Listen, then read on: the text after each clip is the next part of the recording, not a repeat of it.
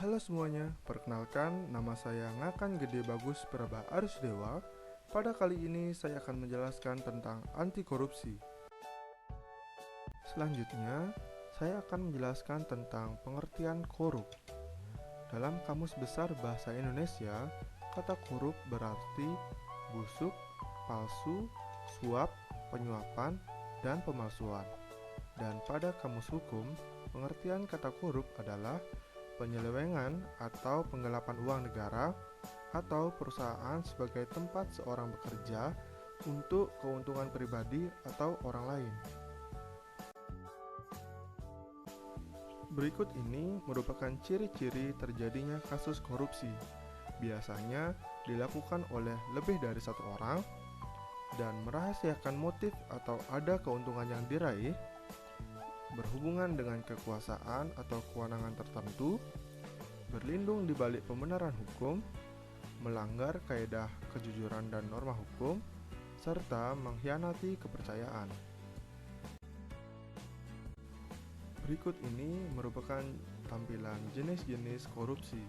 Yang pertama, terkait keuangan negara atau perekonomian negara. Yang kedua, suap menyuap. Yang ketiga, penggelapan dalam jabatan.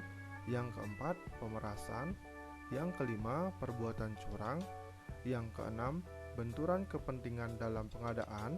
Dan yang ketujuh, korupsi terkait gratifikasi.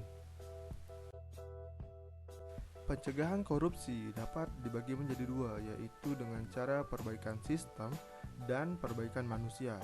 Perbaikan sistem dapat dilakukan dengan memperbaiki peraturan perundang-undangan, reformasi birokrasi, menegakkan etika profesi dan tata tertib lembaga, serta penerapan prinsip good governance.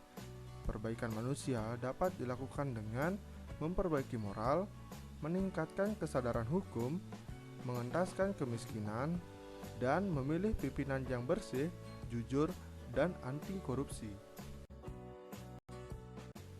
Cara pemberantasan korupsi dapat dilakukan dengan cara penguatan internalisasi, membentuk lingkungan yang berintegritas, membuat proteksi integritas, melakukan perubahan sistem nilai, membangun, mengimplementasikan, dan mengendalikan sistem integritas organisasi, serta reframing culture atau merubah kebiasaan yang buruk.